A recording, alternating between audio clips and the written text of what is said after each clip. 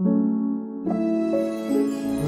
now and Did you fall in love last time? Love was stronger than anything. For the love. And I love you more than anything. There's still love. From the New York Times, I'm Anna Martin. This is Modern Love.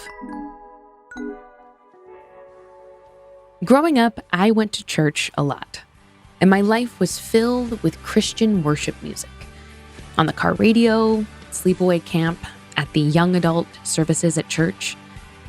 The lyrics were about the mystery of the universe, all the grains of sand on the beach, these unknowable, infinite things made manageable and catchy. You are holy. You are mighty. I echoed the worship leader in a call and response, swaying, eyes closed. I knew all the lyrics by heart. Even if I didn't have any answers, these songs made me feel like someone out there did, and that gave me a lot of comfort. These days, I don't believe the same way I did back then. But recently, I was on the bus freaking out about this person I've been seeing. I was feeling unsure, ungrounded, I didn't know my next move, and without even thinking about it, I put on a praise song. And this music made my problem feel really small. It brought me back to a time when I felt sure there were answers. But this time, singing to myself on the bus, I did both the call and the response. Today, we have two tiny love stories about music taking people somewhere else, somewhere private and vivid and accessible only to them. Our first story is from Sonia Pérez.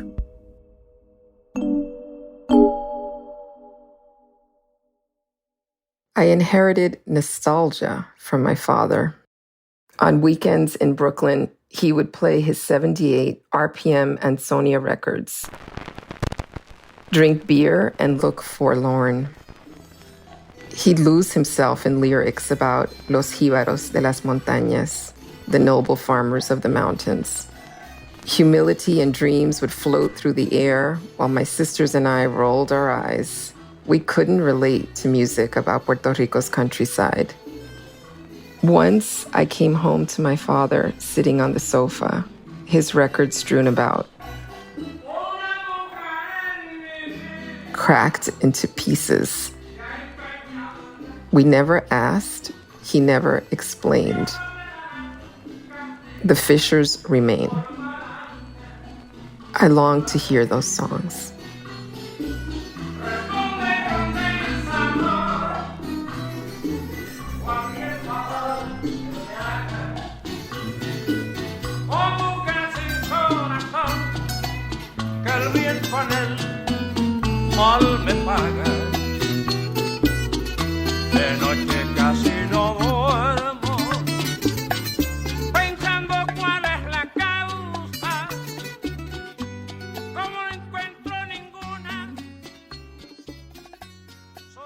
Thank you so much for that story, Sonia.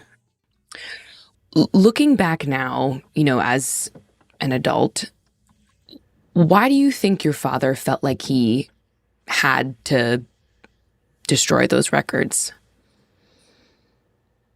I sort of feel like when you do this impulsive thing, right, you're fed up. You're like, done. I'm done with it. Like, I think he was done. What was he done with? I think he was done with, this idea that maybe he would go back to Puerto Rico, buy this house, and live there. I think he was done with this sense that maybe he hadn't achieved everything he wanted to, and I think he wanted to be in this little house in the countryside of Puerto Rico. Right. And I think my sisters and I didn't have a connection to it. My brother didn't have a connection to it. And, I'm really sad about that. I feel like if not for that impulsive moment, we would have this treasure of music that was his. Where in Puerto Rico was your dad from? He was from Aguas Buenas, which is a town in the center, in the mountains of the countryside. Mm. It's a place of creeks and beautiful mountains. The air is really fresh. Sometimes you hear the roosters, but they're also just lots of crickets and chirping. Mm. Neighbors looked out for each other. There wasn't locks on the doors. And I think about what a shame that he felt he had to leave it. And what do you know about what his life was like there? He, I think, went to about 8th grade or so in school. He did all kinds of jobs, from cutting sugarcane to moving to San Juan and selling furniture at one point in furniture stores. And so he went from the rural countryside of Puerto Rico to San Juan, to Rio Piedras. All I know is that there were just simply not jobs in Puerto Rico. And my father always had this dream of buying a house. That was his dream. Mm. And did your dad ever buy the house that he wanted so much? Yeah, they bought a house. I was probably about 9 or 10, but we were only there for 2 or 3 years. And then we moved into an apartment, which is the one that they lived in for the next 30 years. What do you remember about growing up in Brooklyn in that apartment? There were 8 of us. My parents were extremely strict. We were 7 girls and Wow. 1 boy. Very traditional and very structured because of what they perceived as just external influences. Yeah, and so that was the environment. Did your father keep in touch with his family back in Puerto Rico? My father did not keep in touch with people. My mother kept in touch with my father's family. He didn't talk about his family a lot, except when he was drinking, he would talk about the past. Did you ask questions about his past or about Puerto Rico as a kid? We never asked questions because it was kind of understood that we didn't have that kind of relationship. Yeah. And so I think when he was listening to this music, I feel like he allowed himself maybe, or it just came out a little bit more, but he wouldn't share it with us. It was more like he would sit there by himself, or then he would get mad that we didn't know this music. So it was just like his thing, his space. So it'd be playing and we would hear it, but we didn't sit there and listen to it with him necessarily. My siblings and I didn't speak Spanish to each other. We didn't visit Puerto Rico, so we didn't know a lot other than what they told us, or whether we were interested ourselves in learning about it. And I think that made him sad too, right? That it was sort of like we didn't have a connection to this place that, was his home. Growing up, were you interested in learning more about the island? I was always interested. I'm not sure how it gets transmitted, but this feeling that you belong somewhere else. I never felt like I belonged here, even though I was born and raised in Brooklyn. I identified as Puerto Rican. It was like right deep in me. When I went for the first time, I was 14 and I just loved it. I went with my mother.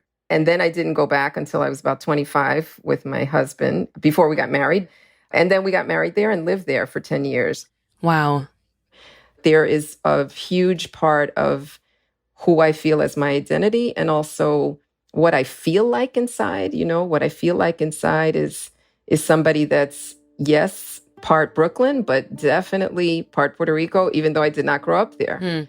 It was really, really important for me to learn Spanish, to know it, read and write it, live there, and carry that with me, because I feel like I carry my parents with me, although my life is completely different than their lives were. Sonia, thank you so much for sharing this story. I feel so grateful to have talked to you today. Thank you. I appreciated being able to share a little bit of my family and to honor my father, Pedro Pérez.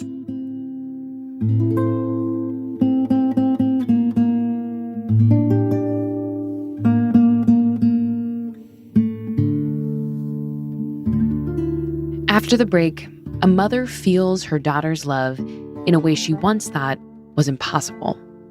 That's next.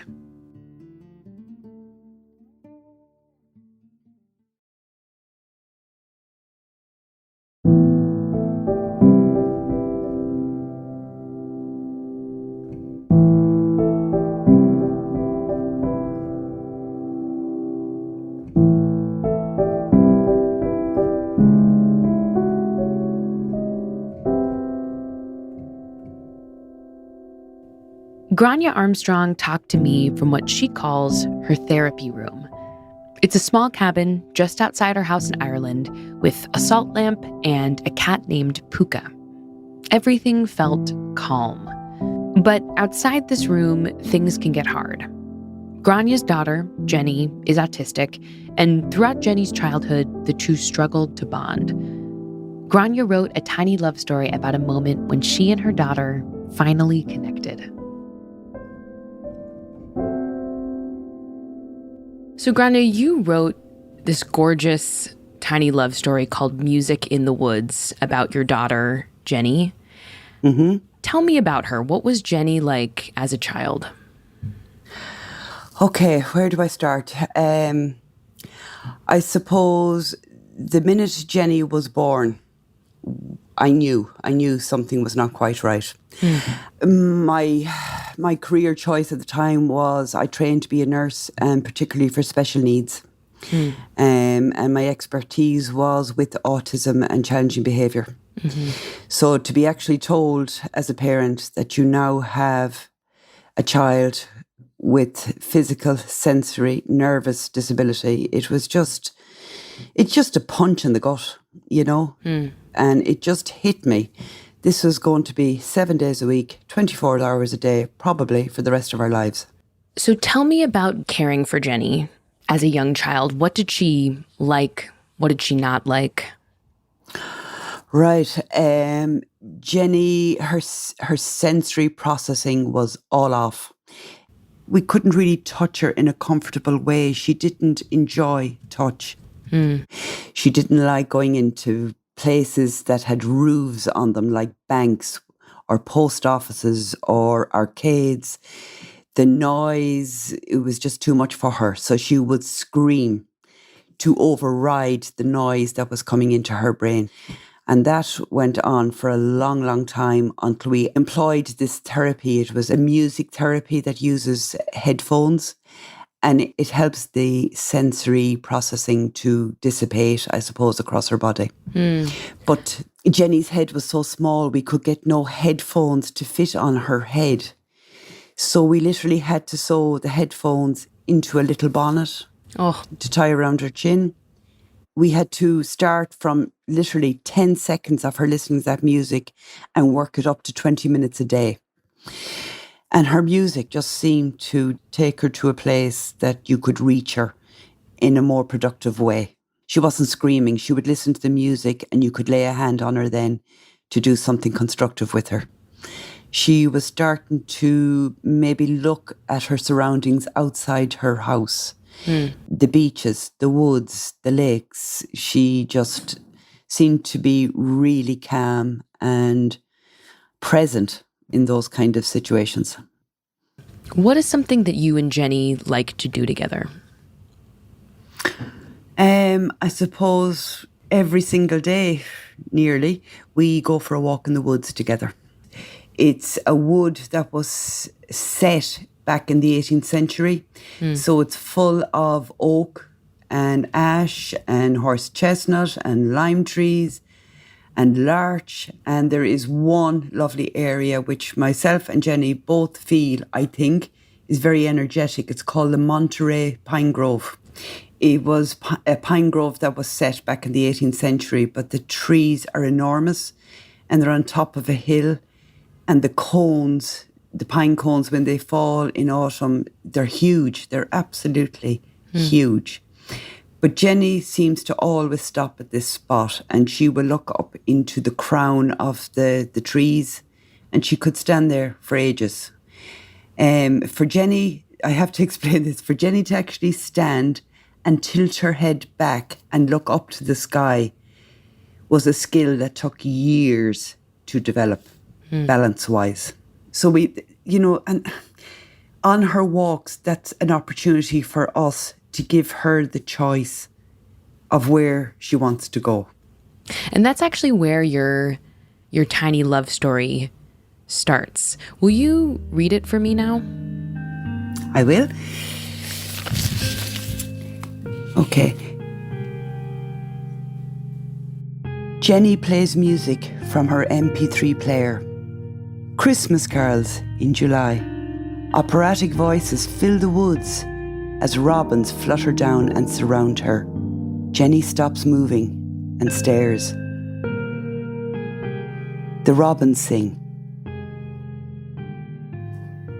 No words are spoken. Complete contentment in nature. She turns to me and plants an awkward, resolute kiss on my lips. It is only now in her teenage years that she can tolerate touch. I pull my autistic daughter to my breast and feel her love.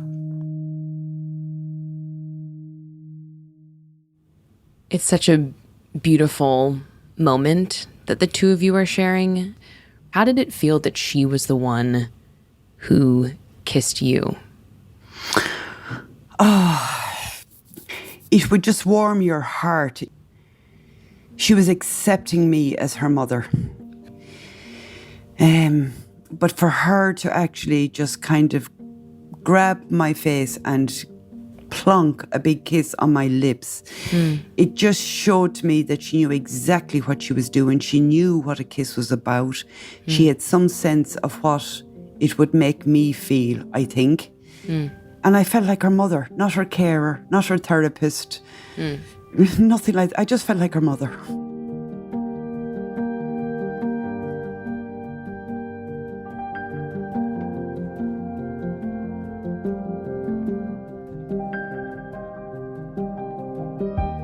Modern Love is produced by Julia Botero, Christina Josa, Elissa Dudley, and Hans Buetow. It's edited by Sarah Saracen. This episode was mixed by Dan Powell. The Modern Love theme music is by Dan Powell. Original music by Alicia Beitup and Ramito. Digital production by Mahima Chablani and Nell Galogli. Special thanks to Anna Diamond at Autumn and to Ansonia Records and Pure Music. The Modern Love column is edited by Daniel Jones. Mia Lee is the editor of Modern Love Projects. I'm Anna Martin. Thank you for listening.